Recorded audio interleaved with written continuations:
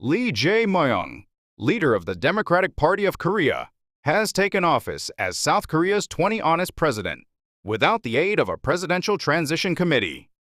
The absence of a formal handover has marked an unusual start to his tenure. As his government takes shape, attention is turning to the structure and priorities of the incoming administration.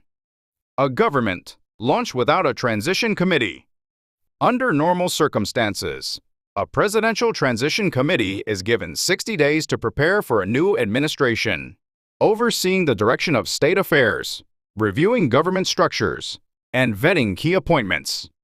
However, transition committees are legally established only for presidents elected in regular elections. Since this was an early presidential election, no transition committee could be formed. President Lee Jae-myung plans to form a national policy planning committee to perform the duties typically handled by a transition team, including setting policy priorities and outlining the direction of national governance. A similar approach was taken in 2017 when President Moon Jae-in launched an advisory committee for national policy following the impeachment of Park Geun-hye. Plans for government reorganization. One of President Lee Jae-myung's key promises is to reorganize the government, a move that requires approval from at least 150 lawmakers in the National Assembly. With the ruling Democratic Party holding 180 seats, the measure is likely to pass without major hurdles. South Korea's Ministry of Economy and Finance (MOEF) currently oversees all aspects of fiscal policy, including budget planning and execution, sparking criticism over excessive centralization. In response, President Lee plans to separate the budget planning function and assign it to a new Ministry of Budget Planning under the Prime Minister. The remaining functions of the MOEF would be restructured into a Ministry of Finance and Economy, focusing on taxation and revenue. This reflects a broader plan to restore autonomy and accountability of each ministry by reversing the post-IMF merger of the Budget Ministry and Finance Ministry.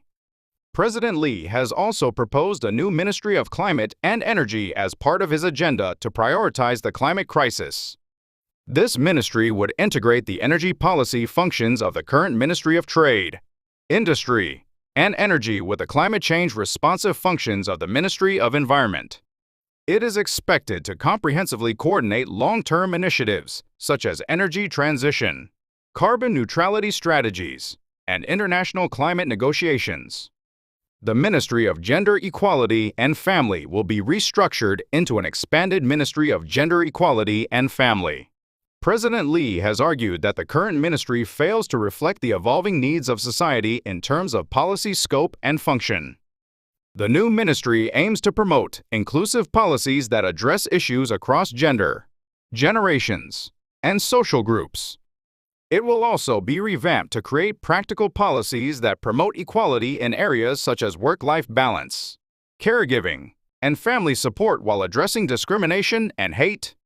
As President Lee Jae-myung's administration takes shape, questions remain over how effectively the proposed government structure will function in the years ahead.